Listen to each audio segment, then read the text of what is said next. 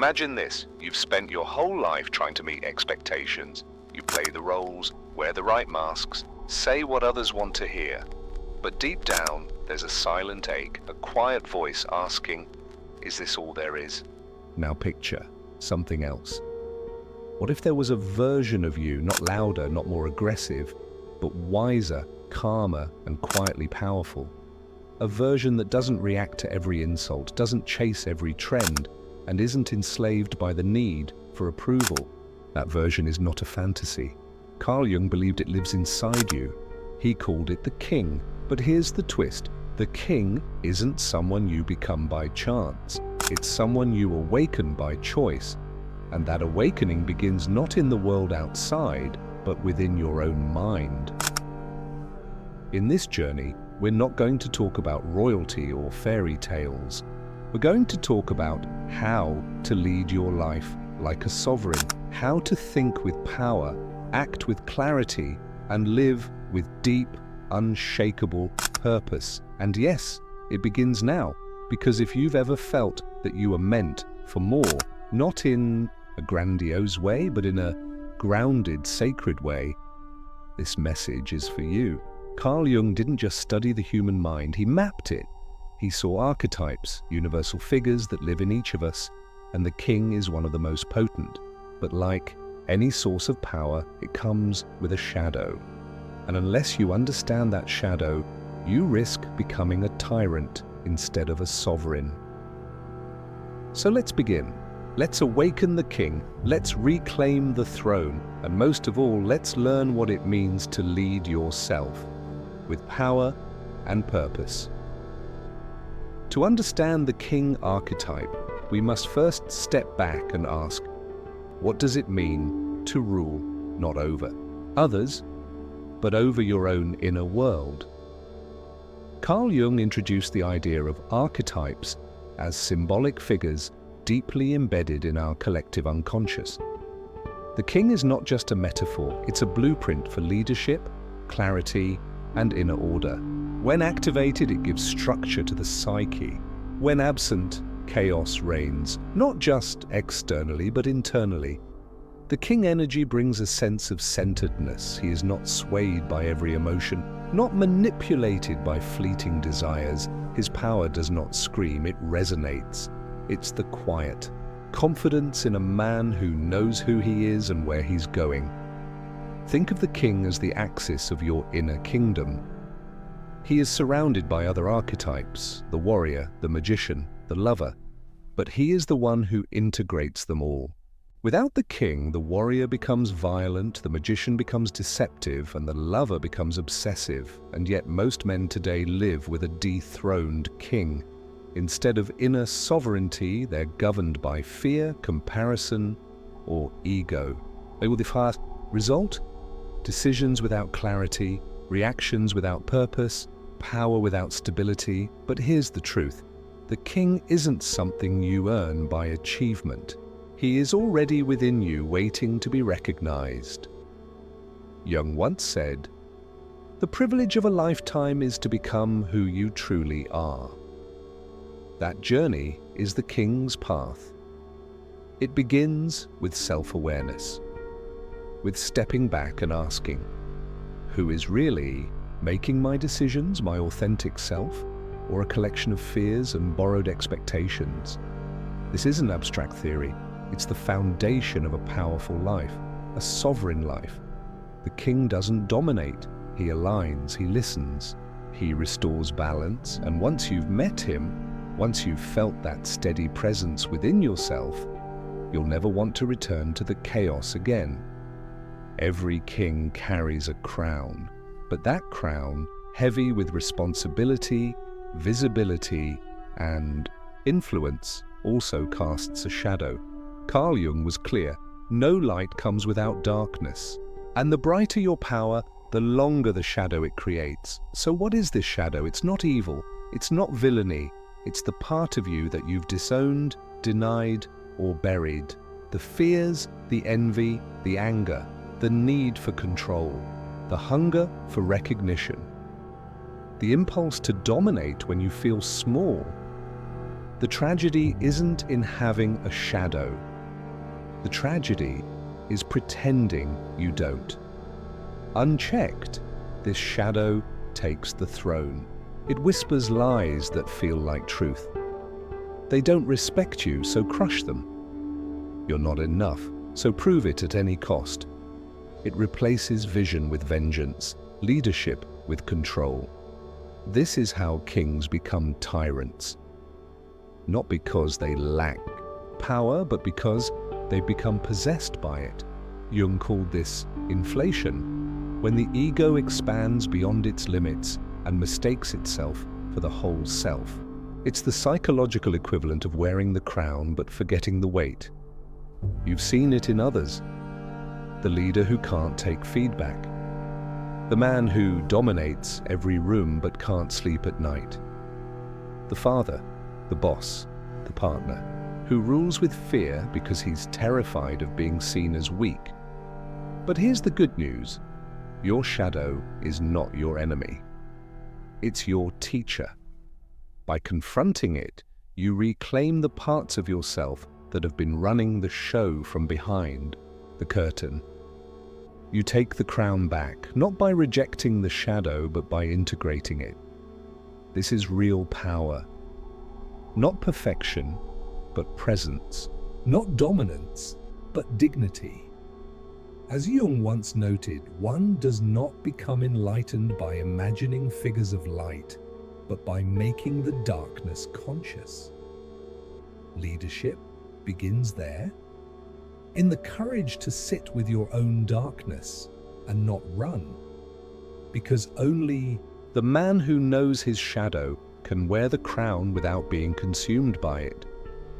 In a world that demands constant noise, stillness is a radical act.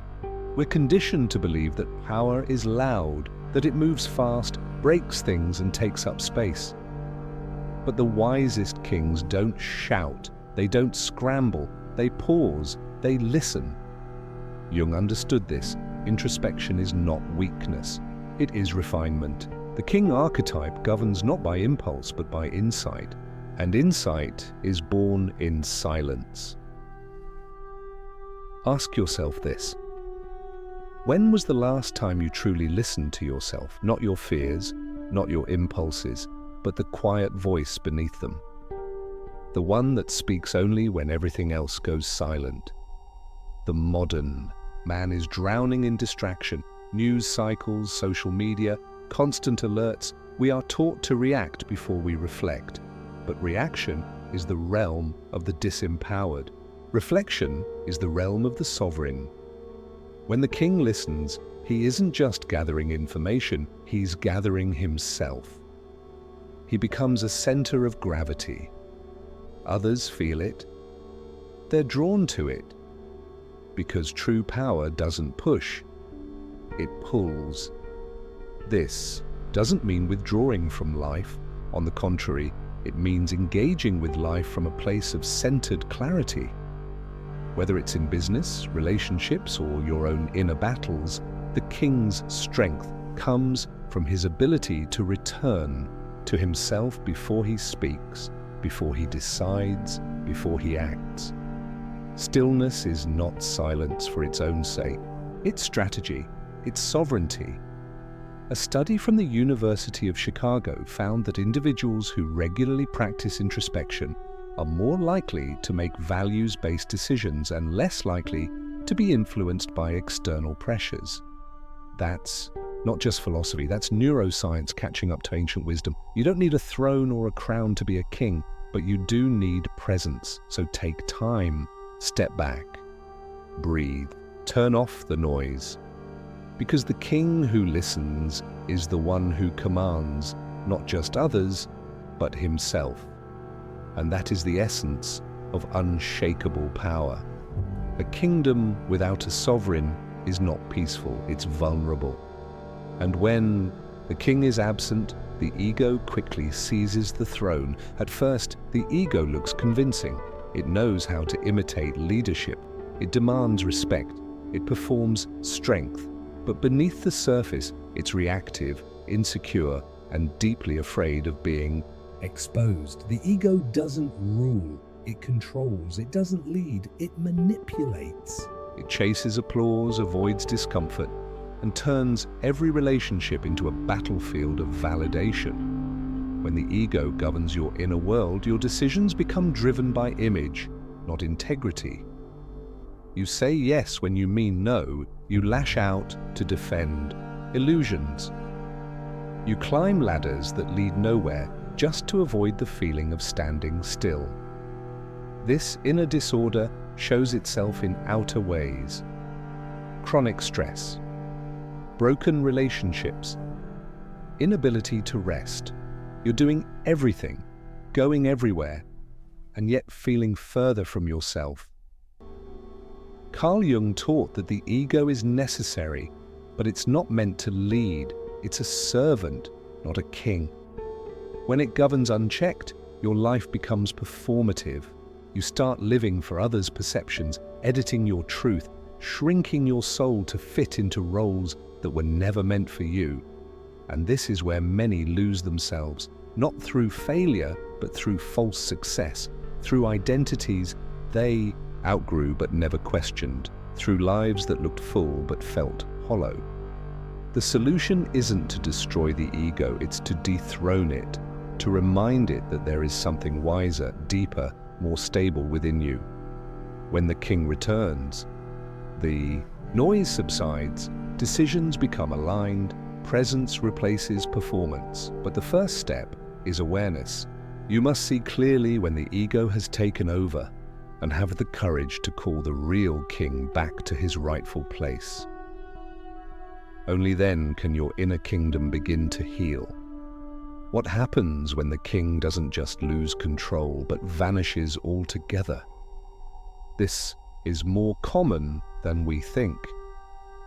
The man who once had dreams, conviction, a sense of purpose, wakes up one day to find himself running on autopilot. Numb, overwhelmed, tired not just in body but in soul. This is the empty throne, a state of inner abandonment. You become so caught up in survival, in pleasing others, in chasing external markers of success, that your own voice gets drowned out. You stop asking, what do I want? And instead, what do they expect? Slowly, without noticing, your center collapses. The king doesn't fall in battle, he quietly disappears. And in his absence, you become reactive, unanchored, and easily swayed by every opinion and obligation. Carl Jung spoke of individuation, the process of becoming whole, of integrating all parts of oneself into a unified being. But you can't do that if you've abandoned the center of your own psyche. Without the king, there's no integration, just fragmentation. This isn't about blame, this is about recognition. Because once you see that you've stepped away from the throne, you can choose to return. That starts with reclaiming time for yourself, with choosing presence over performance, with making decisions that may disappoint others, but honor your truth. And yes, it will feel foreign at first, because when you've lived so long from the outside in, living from the inside out feels selfish, radical, even dangerous, but it's not, it's necessary. The king doesn't need to be perfect, he needs to be present, he needs to show up, even uncertain, even afraid, and say, this is my life, I will not abandon it. Because when you return to the throne, everything changes. Not all at once, not with fireworks, but with a quiet shift, a new alignment. And from that place, decisions carry weight, presence carries peace, and life begins to feel like it belongs to you again. Power without responsibility is chaos, and responsibility without purpose is burden. The king archetype doesn't exist to dominate, but to serve, to govern his domain with clarity, not control. And yet one of the greatest fears modern men carry is the fear of stepping fully into responsibility, not because they're weak, but because they've been taught that leadership is pressure, not power. But here's the truth. real power begins when you stop waiting to be chosen, when you stop seeking permission, when you decide consciously, courageously, to take responsibility for your life. Responsibility is not about blame, it's about choice. The moment you stop outsourcing your direction to others, you step into the role you were born to inhabit. Jung believed that meaning is found not in comfort, but in responsibility, in carrying what is yours to carry, not everything, not what belongs to others, but your task, your truth, your role in the great unfolding of life. This is not a burden, it is a crown. And yes, it is heavy, but it's also what gives your life shape, dignity, and forward motion. Responsibility means making decisions without hiding behind excuses. It means saying, I will choose, even when the path is unclear. It means holding the tension of opposing forces, fear and faith, risk and wisdom, and moving forward anyway. This is the courage to reign, not to control, but to align, to stand in your truth when it's inconvenient, to keep your word when no one is watching, to act from principle, not pressure. And in this way, purpose is not something you find, it's something you embody. You live it, not in grand gestures, but in small, steady commitments, in how you show up, in what you refuse to abandon. Purpose, when lived fully, makes you unshakable, not because you're invincible, but because you've anchored your life in what matters most, and that, in the end, is what makes a man sovereign. Not applause, not status, but the quiet, unwavering decision to reign from within. Not all leaders wear crowns, and not all kings need to be seen to be felt. There is a kind of presence that doesn't need volume to be powerful. It doesn't seek the spotlight, yet everything orbits around it. This is the essence of the invisible king, the man who governs. Through grounded stillness rather than performance. He doesn't dominate a room by raising his voice, he changes it by raising the level of awareness. His leadership is magnetic, not manic, subtle, not showy. In a society that rewards noise, distraction, and constant validation seeking, the quiet authority of the invisible king is revolutionary. It doesn't perform, it radiates. This kind of power is built on self-trust. When you know who you are, you don't need to constantly explain, justify, or defend. Your presence speaks for you. Carl Jung observed that wholeness, not image, is what grants a man real strength. And wholeness often comes wrapped in humility, in the refusal to posture, in the ability to lead without needing applause. True leadership is never about control, it's about coherence. People follow not because they're told to, but because they feel something stable, something trustworthy. And trust is earned not in moments of grandeur, but in the quiet consistency of being. This kind of king doesn't chase loyalty, he inspires it. He leads not just with words, but with alignment between thought and action, between promise and practice. And here's the secret.